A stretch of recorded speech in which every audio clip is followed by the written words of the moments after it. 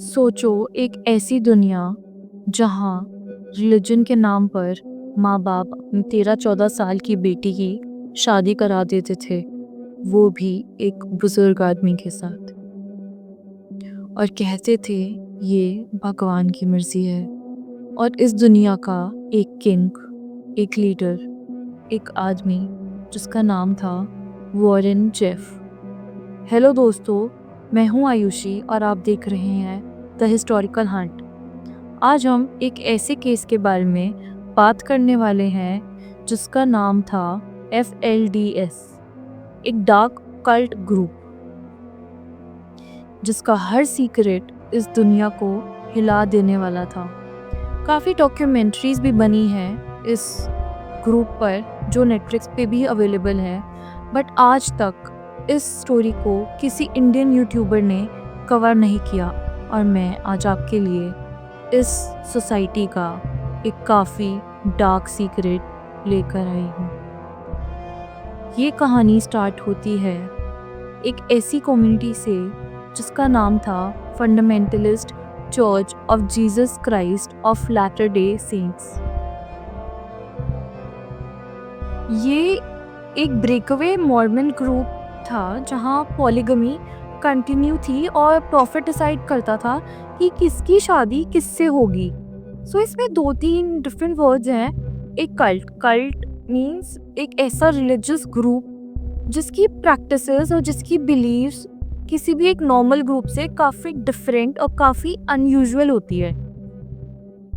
Polygamy is a practice in which एक husband और एक वाइफ, एक हस्बैंड की मल्टीपल वाइफ्स होती हैं और एक वाइफ के मल्टीपल हस्बैंड्स होते हैं। ये ईदर वे हो सकता है। एंड प्रॉफिट का मतलब एक ऐसा इंसान जिसे भगवान ने भेजा है और जिसका सोल पर्पस है लोगों को मैसेज और टीचिंग्स देने का, एंड जो गॉड का मैसेज लोगों तक देता है और जो फ्यूचर भी प्रेडिक्ट करता है, उस इंसान को प्रॉफिट कहते हैं। लोग कहते थे अगर तुम प्रॉफिट की बात नहीं मानोगे तो तुम स्वर्ग कभी नहीं जा पाओगे और तुम्हारे लिए स्वर्ग के दरवाजे हमेशा हमेशा के लिए बंद हो जाएंगे।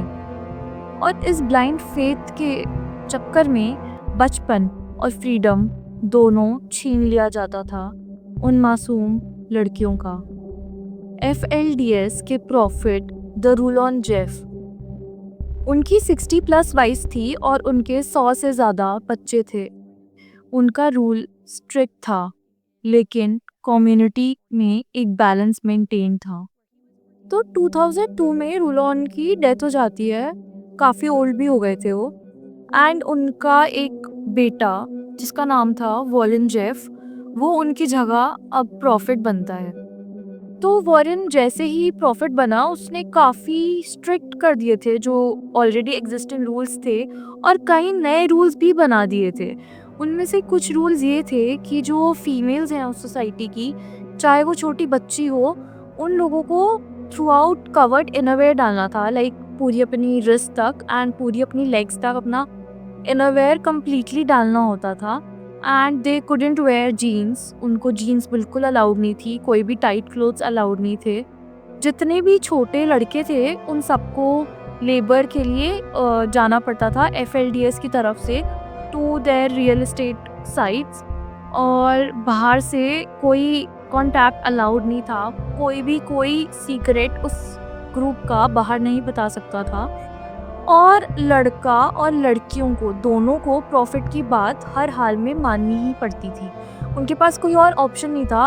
अगर वो किसी भी वे में किसी बाहर के इंसान को कांटेक्ट करते थे तो उन्हें 3 साल के लिए एक वॉल्ट में बंद कर दिया जाता था, जिस वॉल्ट में ना ही उनके पेरेंट्स अलाउड थे, मतलब एज एन कोई भी अलाउड नहीं था। Not even their family used to talk to them for 3 years, and उन्हें आइसोलेशन में वो पनिशमेंट को झेलना पड़ता था। मैं आप लोगों से बीच में रुककर इस स्टोरी के ये ज़रूर कहना चाहूँगी कि काफ़ी मेहनत लगती है इस स्टोरी को रिसर्च करने में और इसका प्रॉपर डेटा आपके सामने प्रेजेंट करने में। तो प्लीज़ टाइम निकाल कर इस सब्सक्राइब बटन को क्लिक कीजिए और हमें सपोर्ट कीजिए। और जिसकी जो भी पॉइंट ऑफ व्यू है और कमेंट्स हैं, तो प्लीज़ कमेंट सेक्शन में बताइए कि हम कैसे बेटर हो सकते हैं। जैसे ही वॉरेन जेफ ने टेक ओवर किया प्रॉफिट की पोजीशन को, तो FLDS का कहते हैं कि डार्क एरा स्टार्ट हो गया था। Lost boys, child marriages, under age wives, system का फुल कंट्रोल अब वॉरेन जेफ के अंडर था और काफ़ी एनफोर्स्ड था। तो आप लोग क्या सोचते हो कि अगर आप लोग उस सोसाइटी का पार्ट होते तो आप लोग उससे कैसे डील करते? आप मुझे ये ज़रूर कमेंट्स में बताना। वॉरेन के पास 78 वाइफ्स थी और बहुत सी अंडर एज थी, लाइक 13-14 साल की लड़कियाँ, छोटी-छोटी मतलब आई कांट इवन से लड़कियाँ, छोटी-छोटी बच्चियाँ उसकी वाइफ्स थी। और आप लोग सब सोच रहे होंगे कि 78 वाइफ, 78 बच्चे कैसे मिले? जो वॉरेन था, वॉरेन जेफ, उसने अपनी जो डैड की डेथ के बाद उसकी जो स्टेप मॉम्स थी, उन्होंने जितनी स्टेप मॉम विडोज थी, जितनी थी, उन सब से वॉरेन ने शादी कर ली थी अपनी डैड की डेथ के बाद। ये काफ़ी शर्मनाक हरकत थी, बट हाँ, वॉरेन जेफ ने ये किया था।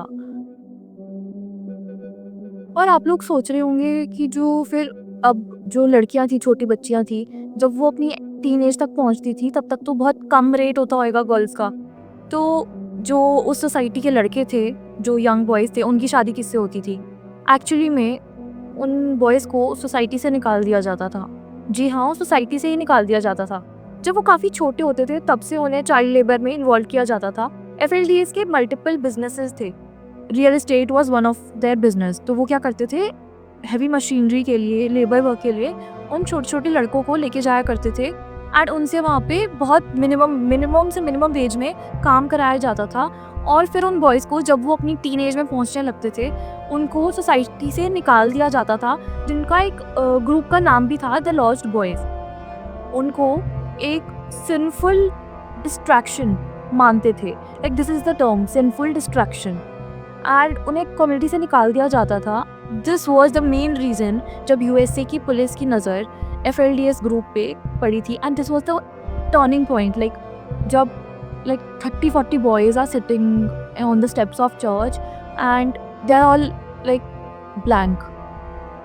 कुछ लड़कियां उस ग्रुप से भाग भी गई थी और उसमें से एक लड़की थी फ्लोरा जोसेफ, जो एक एक्स मेंबर थी उस ग्रुप का। उसने खुद एक ग्रुप बनाया था, हेल्प द चाइल्ड ब्राइड्स के नेम से, और वो हेल्प करती थी उधर जो लड़कियां या लेडीज़ फंसी हैं उनको उस ग्रुप से निकालने में और उनको बाहर निकाल कर कुछ फैसिलिटीज़ प्रोवाइड करने में, जैसे shelter, food and a good life ahead. तो उस लेडी ने एक ऐसा ग्रुप स्टार्ट किया जिसकी वजह से कई लेडीज़ की लाइफ चेंज हो गई। मैरी एन जैसा एक काफ़ी डिस्टर्बिंग केस है जिसके बारे में अभी मैं आपसे डिस्कस करने वाली हूँ। वो वॉरेन जेफ की सबसे छोटी वाइफ थी, like she was just 12 years old. तो उसको उसके पेरेंट्स ने, जो उनकी चर्च थी, वहाँ लेकर गए खुद एंड कहा कि आप इनसे शादी कर सकते हैं। Like Warren Jeff himself chose and marry and उसने कहा था कि तुम उसे लेके आओ। तो उसके पेरेंट्स खुद अपनी 12 साल की लड़की को लेके गए चर्च में कि हाँ, तुम इससे शादी कर लो। And this is a statement of Mary and जेसा कि उस शादी में सिर्फ 3 विटनेसेस अलाउड थे। One was her dad, second was and third was Warren Jeffs own brothers. Not even her mother was allowed. I am not even talking about her entire family, like mother is very important. उसकी mother भी allowed नहीं थी उस दिन शादी में। उन्हीं 3 लोगों के आगे, 3 विटनेसेस के आगे, जो चर्च के लिए रिक्वायर्ड था, 3 विटनेस के आगे शादी हुई। एंड वॉरेन जेफ ने जब मैरी को अपने साथ लेके जाने की बात आई, तो वॉरेन ने कहा कि मैं मैरी को अपने साथ नहीं लेके जा सकता बिकॉज पुलिस मेरे पीछे पड़ी है एंड इसको आपके पास ही रहना होगा। ही डिडंट एक्सेप्टेड कि उसने कुछ गलत किया है, बट उसने ये ज़रूर कहा था कि पुलिस मेरे पीछे पड़ी है और मैं मैरी को अपने साथ नहीं लेके जाऊँगा। 2006 में एलिसा वॉल ने ओपनली कोर्ट में एक्सेप्ट किया था कि मुझसे 14 साल की एज में वॉरेन जेफ ने ज़बरदस्ती शादी की थी। पुलिस एंड FBI दोनों को FLDS के बारे में जैसे ही पता चला तो उन्होंने उनके कॉम्पाउंड पे रेड करना स्टार्ट कर दिया था। उनका कॉम्पाउंड वाज इन टेक्सास। 2008 में यर्निंग ऑफ जायन रैंच, आई होप मैं ये सही प्रोनाउंस कर रही हूँ। हंड्रेड्स ऑफ पीपल उधर बंद थे।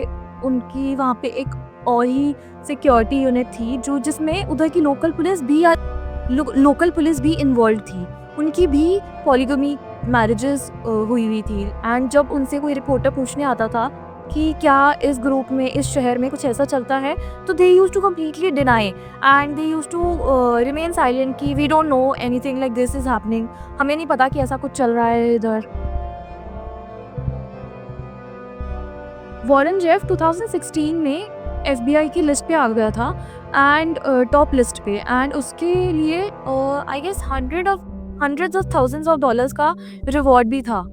एंड काफ़ी मुश्किल के बाद FBI ने वॉरेन जेफ को एरिज़ोना में पकड़ा।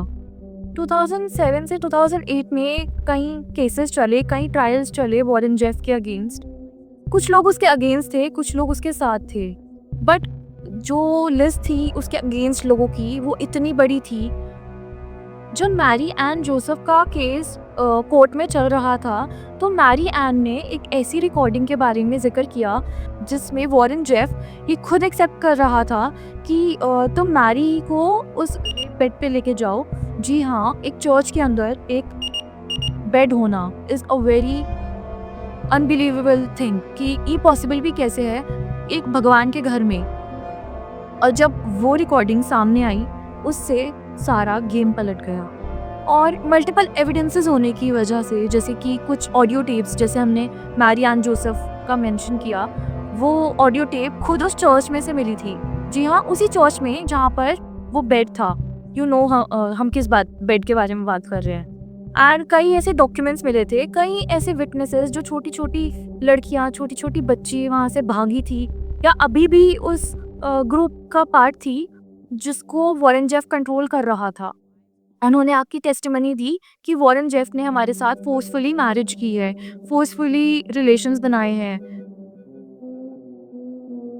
वॉरेन जेफ के अगेंस्ट सिर्फ चाइल्ड असॉल्ट और अंडर एज मैरिजेस के केसेस ही नहीं थे, उसके ऊपर गवर्नमेंट फ्रॉड्स के केसेस भी थे।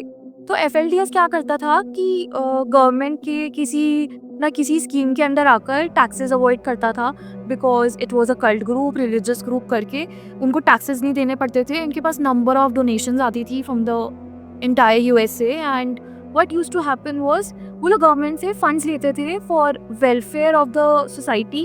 एंड वहाँ पर जो वो फंड्स होते थे वो डायरेक्टली वॉरेन जेफ की पॉकेट में जाते थे। And not even a single penny was used for the betterment of the society. And also जो चाइल्ड लेबर वो लोग छोटे छोटे लड़कों से उनकी बचपन में कराते थे, लाइक, एंड देन उसकी एक्सप्लॉयटेशन के काफ़ी केसेस लगे।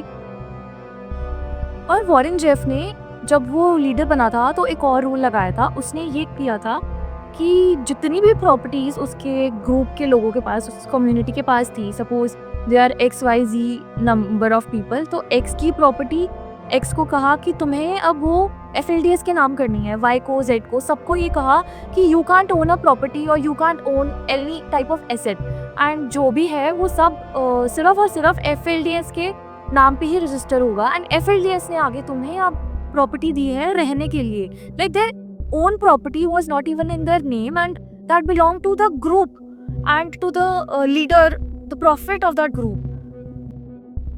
वॉरेन जेफ के ऊपर काफ़ी ज़्यादा नंबर ऑफ चार्जेस थे एंड उन सब में वो कल्प्रिट प्रूव हुआ।